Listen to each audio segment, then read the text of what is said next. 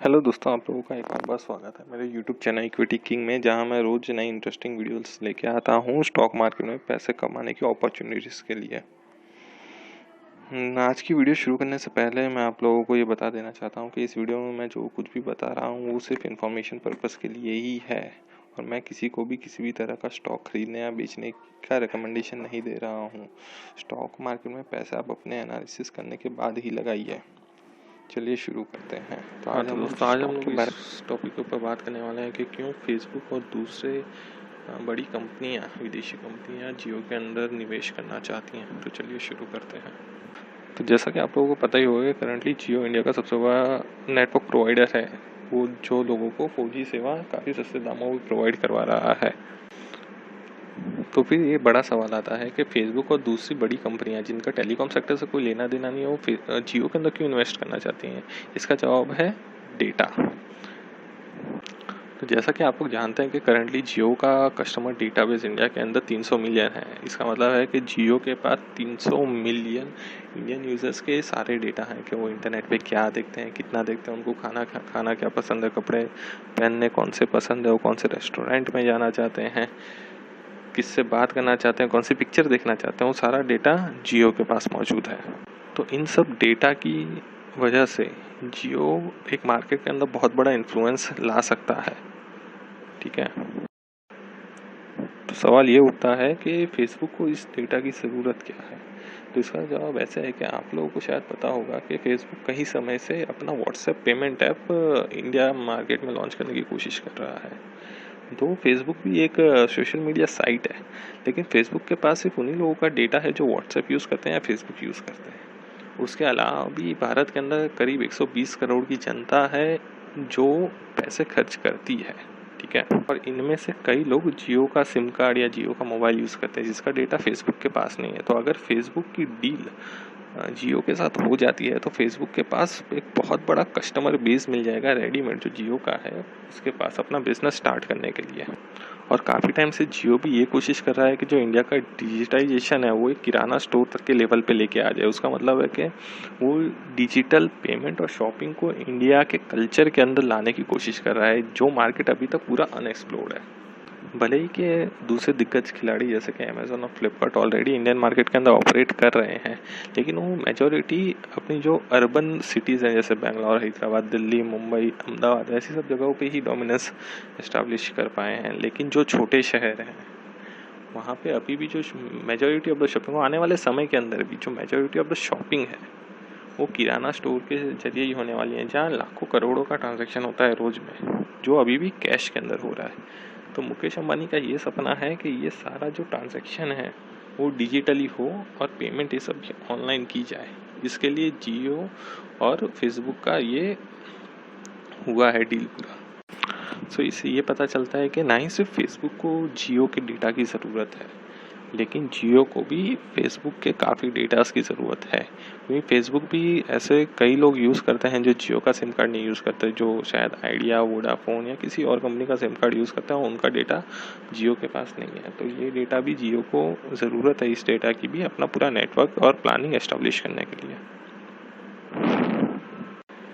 तो अभी अब जैसा कि अपनी स्क्रीन पे देख सकते हैं कि पिछले 6 हफ्तों के अंदर मुकेश अंबानी की रिलायंस इंडस्ट्री ने अपने जियो प्लेटफॉर्म के थ्रू करीबन 87,000 करोड़ रुपीस रेज कर चुके हैं। उसके अंदर सबसे ज़्यादा योगदान फेसबुक का रहा था, जिसने 22 अप्रैल को इसकी शुरुआत की थी निवेश करने की। और उसके बाद आप जैसा कि स्क्रीन पे देख सकते हैं काफ़ी कंपनी जैसे silver lake, Vista equity, general Atlantics, KKR और मुबदल्ला करके जो कंपनियां हैं, इन लोगों ने काफ़ी जियो के अंदर निवेश किया है। तो इससे एक ये भी पॉजिटिव संकेत मिलता है कि इंटरनेशनल प्लेयरों की नज़र है इंडियन मार्केट पर। उनको पता है कि ये मार्केट अभी पूरा अनएक्सप्लोर्ड है, अनटच है, जिसके अंदर काफ़ी पोटेंशियल है।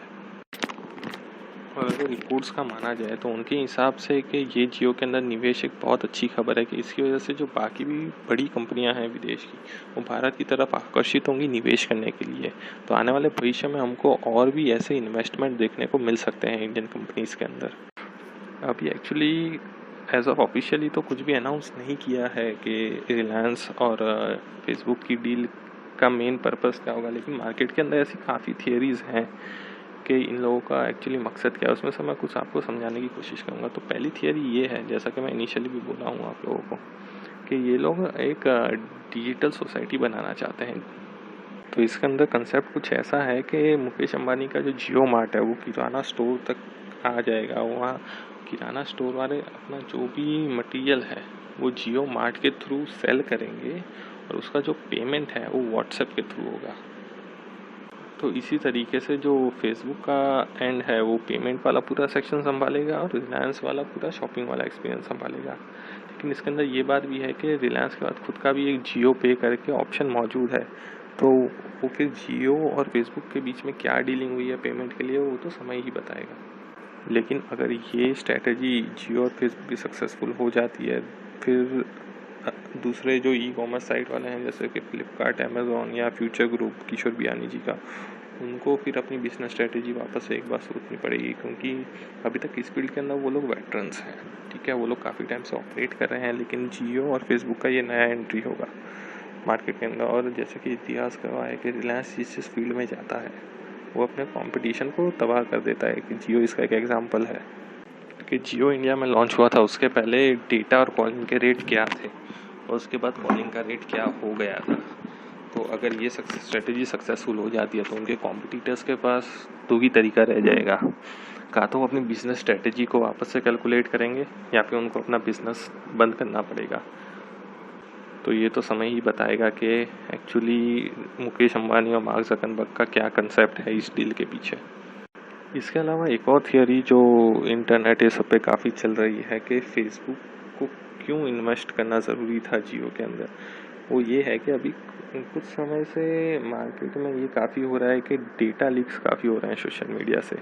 तो डेटा प्राइवेसी जो यूज़र्स की है वो काफ़ी रिस्क पे है और इसकी वजह से काफ़ी दुनिया के काफ़ी देश की सरकारों ने सोशल मीडिया साइट्स पे काफ़ी सवाल उठाए हैं, इसमें फेसबुक भी एक है।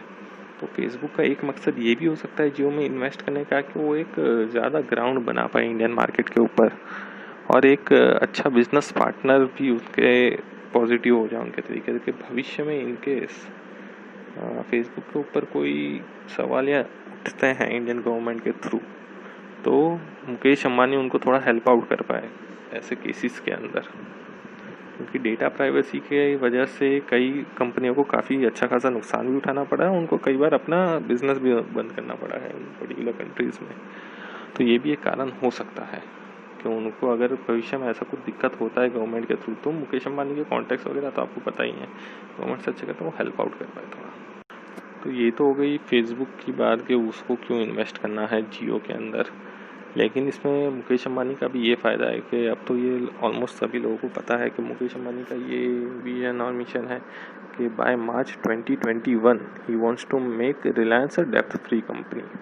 वो रिलायंस को पूरी तरीके से कर्ज मुक्त करना चाहता है। तो अब ये चीज़ करने का तो दो ही तरीका हो सकता है, का तो अपने बिजनेस को ज़्यादा अच्छे खासे स्केल पे एक्सपांड करे या फिर वो विदेशी निवेश लेके आए। तो अभी जैसा कि कोरोना के हालात चल रहे हैं बिज़नेस को एक्सपांड करना तो छोड़िए, जो करंट बिजनेस है वो बच भी जाए तो बहुत है। तो इसी केस में एक दूसरा ही तरीका बनता है कि वो अगर इन्वेस्टर्स लेके आते हैं कहीं से तो वो अच्छा खासा पैसा कमा सकते हैं और अपनी जो भी डेप्थ है, जो भी अपना कर्जा है वो चुका सकते हैं रिलायंस इंडस्ट्रीज़ का। तो ये भी एक कारण है कि मुकेश अंबानी भी इन्वेस्टमेंट ले रहे हैं दूसरी कंपनियों से ताकि वो कर्ज मुक्त हो सके। चलिए तो समय ही बताएगा कि इन डील्स के पीछे मुकेश अंबानी और बाकी कंपनियों का क्या मकसद था, क्या ये हिट होते हैं, फ्लॉप होते हैं या फिर क्या होता है। उम्मीद है आपको ये वीडियो पसंद आई होगी। अगर पसंद आई है तो लाइक शेयर और कमेंट ज़रूर कर देना।